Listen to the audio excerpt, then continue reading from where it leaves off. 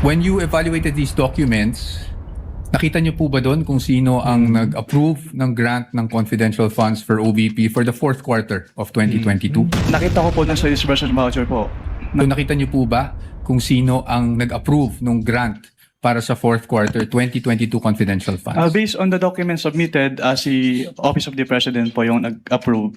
Now yesterday, naalala ko po, natanong kayo doon sa time nyo sa ICFAO kung ilang Vice President ang na-audit nyo pagdating sa confidential funds. Alala nyo po yun? Yes po, sir. At ang sagot nyo po ay isa lang, si Vice President Sara Duterte, the respondent in this case. Tama po ba? Yes po. Yun po yung, ang pinapakita ko lang sa inyo is nagkaroon po ng confidential funds. Ang Office of the Vice President noong 2014 issued December 22, 2014. Based on that document po. Meron. Meron. You confirm. But that's okay, no? Because maybe you were just not aware yesterday when you were asked the question. I just wanted to put that on record because marami na rin pong lumalabas sa social media na si Vice President Sara Duterte lang ang Vice President na nagkaroon ng confidential funds. But you confirm that, sir. At yan, paalala lamang, theater action video lamang, no? Ano pa mga inyong matutunghayan dito ay ating opinion lamang. At yan, tuloy pa natin. Sadyang totoo talaga na walang lihim ang hindi mabubunyag at walang baho ang hindi aalingasaw. Sa ikinasang impeachment trial ngayong araw, August 4, 2026, tila umami na sa wakas at tahasang kinumpirmang sa opisina mismo ng Pangulong Bongbong Marcos nagsimula ang confidential funds ni Vice President Sara Duterte at ito'y tahasang kinumpirma na mismo ng COA auditor na si Roderick Wamil na siyang tila sumampal ng buong katotohanan. At ito na nga mga kababayan. COA auditor, kinumpirmang sa opisina ng Pangulo, nagmula ang confidential funds ni Vice President Sara. Galing mismo kay PBBM ang pera. Kinumpirma ng dating Commission on Audit Intelligence and Confidential Funds Audit Office State Auditor na si Roderick Wamil sa pagdinig ng Senate impeachment trial na ang confidential funds na natanggap ng Office of the Vice President noong 2022 ay nagmula sa Office of the President. Ang paglilinaw ay lumabas sa kanyang testimonya habang tinatalakay ang pinagmulan at pag-audit sa 125 milyong confidential funds na ipinagkaloob sa OVP noong taong iyon. Ipinaliwanag ni Ramil na ang Office of the President ang nag-aproba at nagbigay ng naturang pondo sa Office of the Vice President na kalaunan ay isinailalim sa audit ng COA alinsunod sa umiiral na mga patakaran sa paggamit ng confidential funds.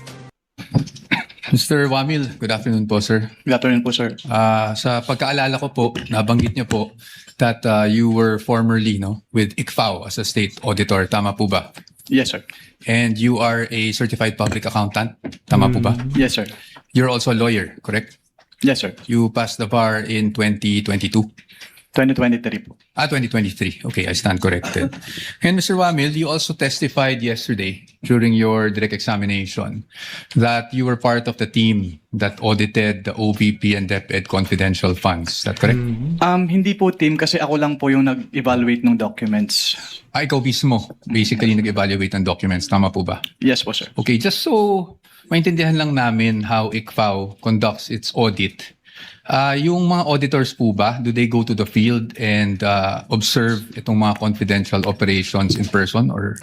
Since what we do po is compliance audit, we base our audit on the documents being submitted to the ICFAO. Okay. And do you get special training as auditors pagdating sa how confidential or intelligence operations are conducted? We base po our observations on the provisions naman po ng Joint Circular 2015-01. Okay. So, basically what you're saying is you base your audit on the documents submitted to you, not just by DepEd or OVP, but by any other government agency. Ganyan sa ICFAO. Based on the documents if they are compliant with the requirements of the Joint Circular 2015-01. Correct. Thank you. So, pagdating po dun sa mga dokumento na natatanggap nyo from OVP and DepEd, binabasa nyo po to isa-isa, no? Lahat ng attachments? Hindi po ako yung nag-receive noon. Meron po kaming receiving staff po. Pero kayo po, in your evaluation, do you go through the documents one by one? Yes po. I evaluate po if they are compliant with the requirements of the Joint Circular. Okay. Now, when you evaluated these documents, Nakita niyo po ba doon kung sino ang nag-approve ng grant ng confidential funds for OVP for the fourth quarter of 2022? Nakita ko po dun sa disbursement voucher po na si Asek Limuel G. Ortonio po. No, I mean the grant. Kasi wala po sa GAA yung OVP confidential funds for 2022 eh. So nakita niyo po ba kung sino ang nag-approve ng grant para sa fourth quarter 2022 confidential funds? Based on the documents submitted, si Office of the President po yung nag-approve. That's correct. Opo, Office of the President. Pagdating naman po sa OVP 2023 confidential funds, yun po ay nasa General Appropriations Act. Do you confirm that? Yes po. And pagdating naman po sa DepEd 2023 confidential funds, nasa General Appropriations Act din po. Tama po ba? Yes po. And as a lawyer, you would know that the GAA is enacted by Congress. Tama po ba? That's correct po. Now, yesterday, naalala ko po, natanong kayo doon sa time nyo sa ICFAO kung ilang vice president ang na-audit nyo pagdating sa confidential funds. Alala nyo po yon? Yes po, sir. At ang sagot nyo po ay isa lang, si Vice President Sara Duterte, the respondent in this case. Tama po ba? Yes po. Tapos Since I natanong- assumed in ICPAO in Since- 2014. Since you assumed in September 2014? Yes po, sir. Tama po. And you were asked, bakit si Vice President lang? Naalala niyo yung tanong na yun? Yes po. At ang sagot niyo po, kasi since you assumed siya lang po ang Vice President na nagkaroon ng appropriations for confidential funds. Tama po ba? Yes po. Since September 2014 po na nag-assume ako. Apo. Now, I'm showing you a document. If I may approach the witness, Your Honor. Counsel may approach. Ito na mga kababayan natin na kung saan may ipapakita no si Attorney Powa dito nga sa witness na to no. At tunghayan natin kung ano to no na sinasaad nga rito ng witness si BP Sara lang daw umano ang nagkaroon ng umano ya confidential fund nga no. Na ito nga ngayon ang tila nga ba ipapakita ni Attorney Powa nga rito. At yun tuloy ba natin? I am showing you a document Assisting entitled counsel from the Spec- prosecutors may also Oh, yes. approach should they so desire. I'm showing you a document, and this document is from the Department of Budget and Management, entitled Special Allotment Release Order, dated. Medyo malabo lang po yung document, no? December 22, 2014. Makita niyo po yan? At ang purpose po is to cover confidential activities for fiscal year 2014. Do you see that? Yes, sir. Yun na. And nung December 22, 2014, nasa ICFAO na po kayo. Tama po ba? Yari. Anong period po yan, sir? We have a clear here po. Date of issue, December 22, 2014. Yes po. Nasa ICPAO na po. Tama po ba? Mm. At hindi po si Vice President Sara Duterte ang Vice President ng mga panahon na yun. Tama po ba? Yes po. Pero na-liquidate po ba yan? That's the question. That's the question to ICFAO actually because yun po yung ang pinapakita ko lang sa inyo is nagkaroon po ng confidential funds ang Office of the Vice President noong 2014 issued December 22, 2014. Based on that document po. Meron. Meron. You confirm. But that's okay. Yan no, mga kababayan natin no. Confirm umano na talagang nagkaroon nga umano ng tila nga ba no confidential fund nung panahon no ng 2014 nga na ito nga pinapakita dito nga no sa witness. Na tila nga ba dito inabating-tingan no na himasmasan kahit paano itong witness na umano ya. Ito nga ang isa no sa katibayang ipinapakita ngayon ni Attorney Powa. At yun tuloy pa natin. No, because maybe you were just not aware yesterday when you were asked the question. I just wanted to put that on record because marami na rin pong lumalabas sa social media na si Vice President Sara Duterte lang ang Vice President na nagkaroon ng confidential funds. But you confirm that, sir. Your Honors, just a manifestation, this has not been pre-marked. We just came upon this document yesterday after the statements were made.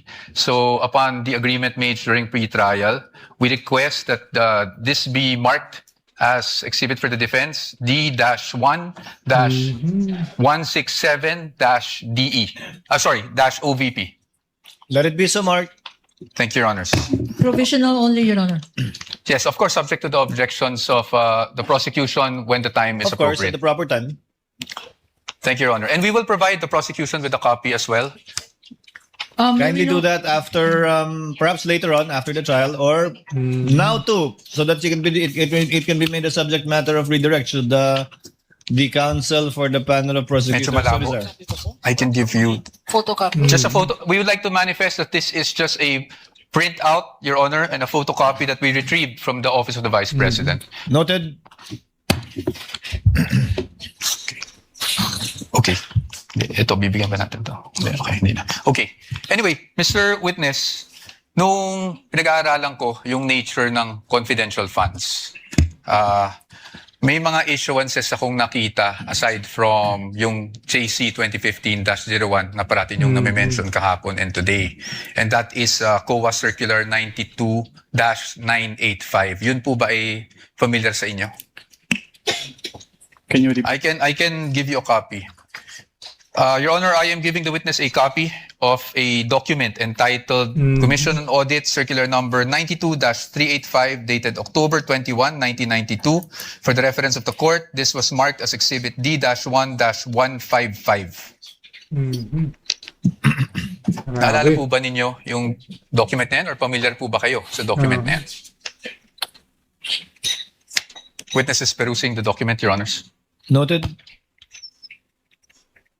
Dito mga kababayan natin, na tila nga ba lumalabo na no, yung pagkaka-memorya nitong witness ngayon no, na kung saan tila nga ba ngayon na ipapakita ni Atty. Powa ang mga umano'y maaari ipaalala dito sa witness tungkol nga umano sa kanyang mga naisasaad no, patungkol no, sa ating Vice Presidente na ngayon nga tila nga ba nangangapa itong witness no. Ano sa palagay nyo ang dahilan na tila nga ba itong witness ngayon mga kababayan natin nasusopla no sa kanyang mga nagiging pahayag no ukol nga no sa ating Vice Presidente. At yun, tuloy pa natin. If assisting counsel would like to also from the prosecution.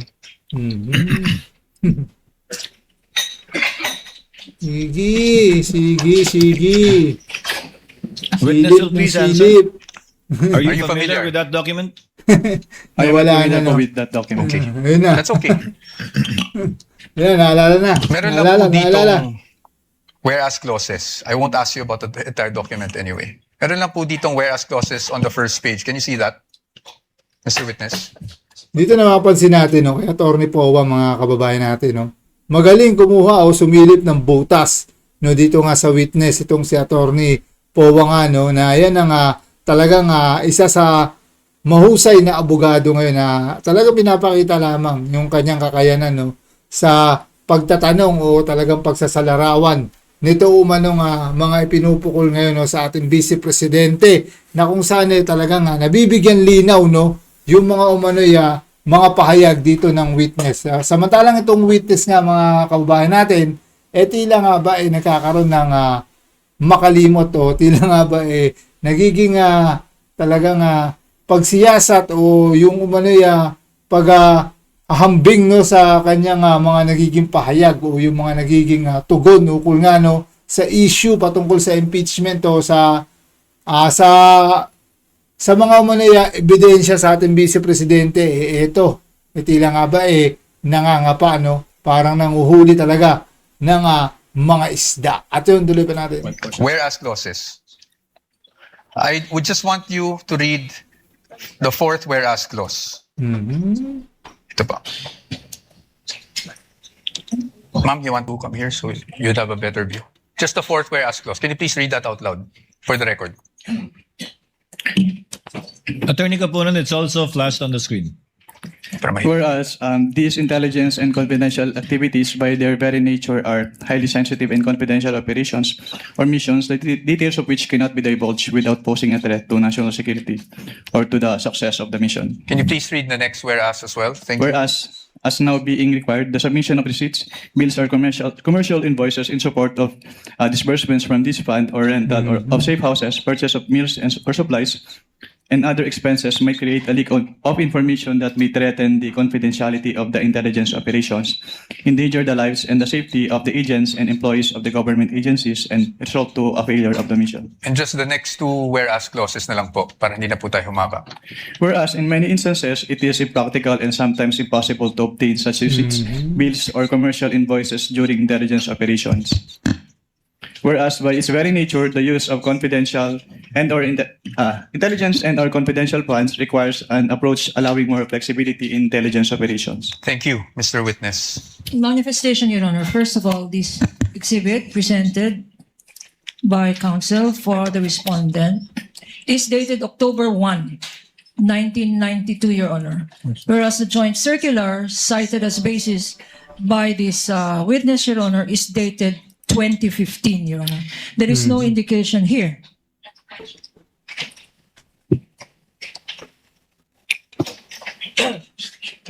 Okay. There is an indication here, Your Honor, that all issuances Joint circular. Repeating inconsistent clause. herewith are hereby amended or revoked accordingly. Similar provision, Your Honor, by way of manifestation. The joint circular. Can I see? Is likewise Your Honor, mentioned in the Joint Circular 2015.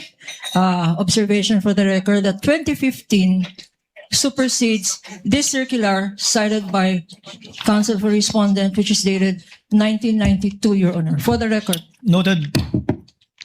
Thank you, Your Honor. Proceed. But again, we'd like just a counter manifestation that the repealing clause under JC 2015-01 states, and I quote, all circulars, memoranda, rules, regulations, and other issuance inconsistent herewith are deemed repealed and superseded accordingly. So the repealing clause in 2015-1 did not specify COA Circular 92-8985. Precisely our point, Your Honor. Your Honor, please counter manifestation. Of course, Counsel. Counsel read the literal meaning, Your Honor, but the substantive meaning is all circulars. All circulars are deemed repealed and superseded accordingly. His interpretation, my interpretation, but no interpretation needed, Your Honor. 9 points. Dito nga mga kababayan natin, no, tila nga ba pinapaiyak ngayon dito si Atty. Kapunan, no, ukol nga, no, sa nagiging tila nga ba pagsiyasat, no, ni Atty. Powa, no. Anong masasabi nyo mga kababayan natin, no, kung nahuhusayan ba kayo dito kay Atty. Kapunan, no, sa kanyang tila nga ba kontra sa laysay, no, dito nga, no, sa mga nagiging pahayag ni Atty. Powa nga, no, sa pagbibigay hakbang dito nga sa witness, no, na kung saan pinapakita lamang ni Atty. Powa yung mga umano'y pupwede at pupwedeng maging butas o yung pupwede at pupwedeng talagang ikalaglag nitong witness, no, sa nagiging tugon nito ukol nga, no, sa ating Vice Presidente o sa kanyang paglalahad ng kanyang mga nalalaman, no, na kung saan si Atty. Kapunan ay talagang to the rescue na rito, no. At yun, tuloy pa natin. 0 is expressed. All are repealed and superseded accordingly. Manifestation is duly noted. Thank Your Counsel, Honor. proceed. Your Honor, the documents would speak for themselves, Exactly. and we will leave this to the Honorable Court as to not prolong the debate on this matter. Just again, just my last manifestation on this. The difference between Joint Circular 2015, Your Honor, it has been identified, authenticated, and testified to by this witness. This circular that they are citing, Your Honor, 1992, has not been identified. We don't know its due existence. We don't know the circumstances surrounding this document. And therefore, they're covered by the original document rule. Produce the original, since you don't have a witness who has testified as to its existence, due execution, and least of all, its contents, Your Honor. And we are stating that this should be clearly in the records of this proceedings, Your Honor. Noted without prejudice to respondent presenting during their evidence in chief the original copy of the document and someone testifying thereto. We submit, Your Honor. Please proceed, Counsel. Now, dun base po sa binasa nyo, Mr. Witness, nakikita natin na magkaiba ang auditing standards or guidelines Yun lang. pagdating sa confidential or intelligence funds kung ikukumpara sa regular funds. Tama po yun. Well, based on the Joint Circular 2015-01, magkaiba po yung treatment between confidential fund and intelligence fund. Opo. At base Yan ang mga kababayan natin, no, magkaiba umano. Itong lilikida no sa umano'y pondo no na kung saan ay magkaiba umano ito sa intelligence fund at saka sa confidential fund nga ng mga kababayan natin na kung saan ay pinapakita diyan ay malinaw lamang na hindi nga no magkapareho at talagang isinasaad ng witness din no na magkaiba no. Tunghayan natin kung ano nga nagiging paraan dito ni Attorney Powan. At yun, tuloy pa natin. Base rin po doon, sa binasa nyo, ang kadalasan nangyayari pag resibo o invoices ay maaring maging impractical kung yun ang i-require. Tama po ba? Under the Joint Circular po kasi, the auditors may require the Your Honor, that's not responsive. I was just asking him to confirm what he read. Kindly answer the question, witness. That's on the circular that you read. Circular 92-3. Can you repeat the question po, sir? Ayon po doon, yung regular requirement na paghihingi ng mga resibo, acknowledgement receipts may be impractical pagdating po sa confidential Can we operation. ask Counsel, Your Honor, to show that particular Yes, Your provision that he is citing in respect of the circular? Attorney Kindly do so, Kapunan. Sama natin. Ang mga ngayon ng buhay. Tama po ba? Ang sabi po dito ay during intelligence operations. Yes, tama po ba? As stated po dito, during intelligence operations. Okay. Thank you. Well, I'll accept that answer, Your Honor. Grabe manghuli, Now, no? punta naman po tayo doon sa nature ng confidential operations, no? You would agree with me na pagdating po sa confidential operations, delikado po pag nagkakaroon ng leak of information. Tama po ba? Can you repeat your question? Delikado po kung magkaroon ng leak ng mga information na nakukuha patay sa isang confidential operation. Tama Given po the ba? Dito mga kababayan natin, no? Nakikita nyo ba kung paano nabibigla itong witness no sa mga tanong ni Attorney Powa nga na kung saan napaparepit ng question dito kay Attorney Powa no, na kung saan malinaw naman ang saad tila nga ba talagang na hihimasmasan itong witness natin ngayon na kung saan si Attorney Powa talagang idinidikdik din ang kanyang paraan upang talagang itong witness mahuli no, sa sarili niya mismong bibig. Ito yung tuloy pa natin. classified nature of- Misleading, Your Honor. I'm think just the asking witness- for I his think the opinion. witness would have been able to answer. Witness may answer? Umiyak si Attorney Kapunan, mga kababayan natin, no? Baka may masabi at may maibunyag to, no? At yun, tuloy pa natin. Given the classified nature Yes. of the confidential fund. Yes, thank you, Mr. Witness. In fact, you being a lawyer, you know that there are laws prohibiting the unauthorized disclosure of confidential information, correct? Can you repeat po? You being a lawyer, Pansin niyo mga kababayan natin, no? Paripit na lang ng question na kung saan talagang nabibigla itong witness, no? Sa mga tila nga ba, no, ambang katanungan ni Attorney Powa, no? Na yan nga ang isa sa mga estratehiyang ipinapamalas ngayon ni Attorney Powa, no? Na kung saan itong witness, tila nga ba lumalalim ang pag-iisip o tila nga ba tinatamaan no sa mga talagang pasimpleng mga tanong no ni Attorney Powa diyan. At yun, tuloy pa natin. lawyer, sir, you are aware that there are laws prohibiting the unauthorized disclosure of confidential information, correct? Can you state what specific laws po yung... Revised Penal Code under Article 229, for example, on the revelation of secrets. Grabe. Yes po. Yes, Republic Act 3019, Section 3, Paragraph K, on Grabe. divulging, unauthorized divulging of confidential information, correct? Yes po.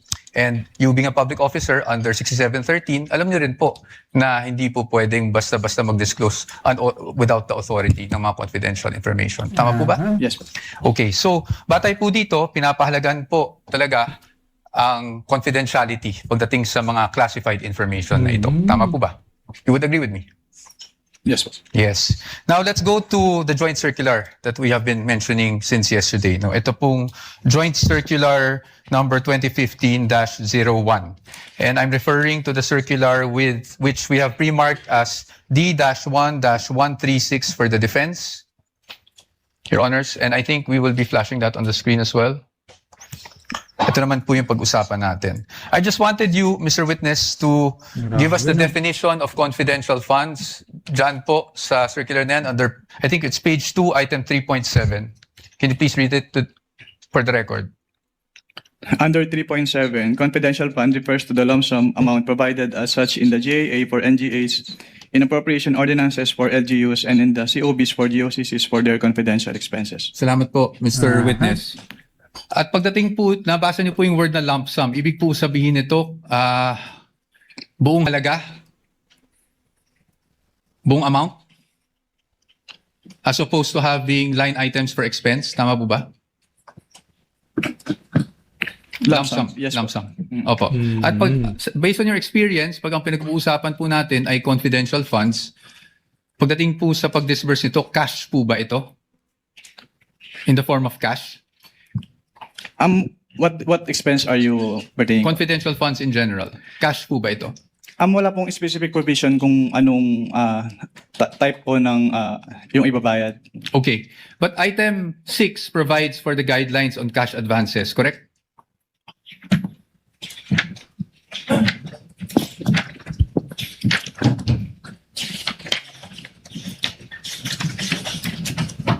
Based on this document po, yes po. Yes po. And I refer you now to item 6.1.2. Diyan po, sinasabi po ng provision na yan na ang maaari lang mag-avail ng cash advance pagdating sa confidential funds ay ang isang designated bonded special disbursing officer or SDO, or kung wala mang ganong designated SDO ay ang head of agency, correct? Yes po. At kanina po, sabi nyo, binasa Hindi nyo naman pala. bawat pahina noong mga sinabite sa inyo ng DepEd at OVP for their liquidation reports. Tama po ba? Yes po. At you would be aware na ang STO po para po sa OVP ay si Ms. Gina Acosta. Tama po ba? Based on the documents submitted, yes po. Yes, thank you. At pagdating naman po sa DepEd, Mr. Witness, ang SDO po ay si Mr. Edward Fajarda. Tama po ba? Based on the documents submitted po, yes po. Yes. So based on that, tama rin po ba na sila ang maging payees ng mga cheque na inilabas ng DepEd para sa cash advance? Yun na. Yes po. Tama po. At sila, tama rin po na silang nag-encash ng mga cheque dahil silang payee. Yun na. Yes po. Yes po. Yes. So they complied with 6.1.2, correct? What do you mean complied po? Complied with the requirements of 6.1.2 na ang SDO po ang kumuha ng cash advance at siya po nag-encash ng cheque. Your Honor, please misleading. That's not the only requirement in 6.1.1. 6.1.2, Your Honor. There are other requirements here. Can counsel be specific? I'm just asking, Your Because- Honor. This is a blanket he is saying, and so therefore, there is compliance here. I'm In asking- particular. Thank you. I appreciate po What does the... counsel for respondent say? I appreciate naman po the objection of the good counsel. So I will be more specific. Tama po, nag-comply po na ang SDO ang ang payee sa cheque at ang SDO po ang nag-encash. Yun lang po. Just on that Yun part. naman pala. Yun pala yung parte nun. Based on the documents, si SDO yung payee ng cheque and yung nag-encash nung Okay. Thank you po. Now, I'll refer you to item 6.1.5 of the joint circular. Can you please read just the first sentence of that provision? cash advances shall be limited to the requirements for 3 months. Thank you, Mr. Witness.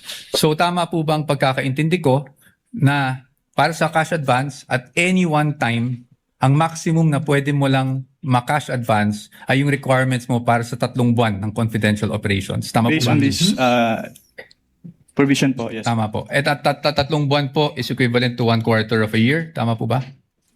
Yes po. Okay. Now, base po dyan sa provision na yan, nakasulat na ang maximum amount ay para sa 3 buwan. Pero meron po bang provision dyan na nagbabawal na gamitin ito in perhaps 60 days? Wala po. Meron po bang nagbabawal na gamitin ito in 11 days? Wala din po. Kaya hindi po namin Yan ang mga kababayan natin, no? Malinaw naman no, sa isinasadya na wala umanong nagbabawal no, na gamitin nga. Ito umanong pera no, na kung saan tila nga ba no, nahuhuli itong witness ngayon no, na umanay dito na ipapakita lamang na wala namang bawal no, subalit talagang pinupuko lamang sa ating Vice Presidente na ganun daw kabilis no, naubos niya umano itong pondo ng confidential fund niya. Na kung saan ito wala naman daw talaga nagbabawal na malinaw naman no, na naisasaad dyan ng witness no, na kung saan pinapakita lamang natin ni POA na wala nga umanong bawal no, sa paggastos umano ng kahit mabilis nito umanong pondo na to no. At yun, tuloy pa natin. Sinama sa findings namin yung 11 days na disbursement. It's just a statement of fact po on the AOM. Thank you for confirming that, Mr. Witness. Familiar po kayo bilang isang CPA sa accrual method of accounting? Yes po. Can you just, in simple terms, because I'm not even a CPA, just give us a glimpse kung ano ibig sabihin. Ano ba ang accrual method of accounting? Kapag sinabing accrual method of accounting, yung expenses ay ni-record upon incurrence, not upon payment. Opo. Okay. So, dito po ba, pwede po ba yung parang, I'm just a simple-minded person, parang buy now, pay later, ganun?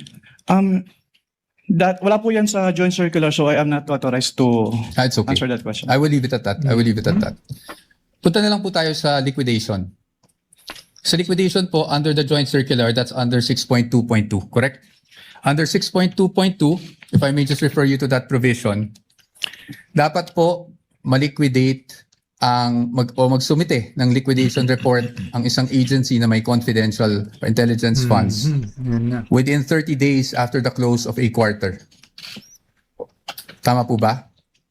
Tatlo po yung nakalagay dito, hindi lang po the 30 days after every quarter. Sige po, please enumerate for us. Under 6.2.2 of the joint circular, all cash advances for CF and IF shall be liquidated within 30 days after every quarter or from the approved target date of completion of the project or activity or after the cash advance have been fully utilized, whichever comes first in accordance with the procedures as stated po. Okay. At yan na nga ang buong detalye ng ating balita. Napakasalimuot at napakahalaga ng usaping ito. Kaya naman napakalaki rin ang epekto nito sa ating lipunan. At yan nga no, mga kababayan natin no, ilang nagiging pahayag no, ng witness dito nga sa ginaganap nga na trial no, sa ating Vice Presidente na kung saan pinapakita lamang ni Atty. POA ang kanyang magiging panig no, ukol nga no, sa mga pahayag o nagiging pagtugon umano ng witness dito no, na kung saan dito talagang siyasat at talagang yung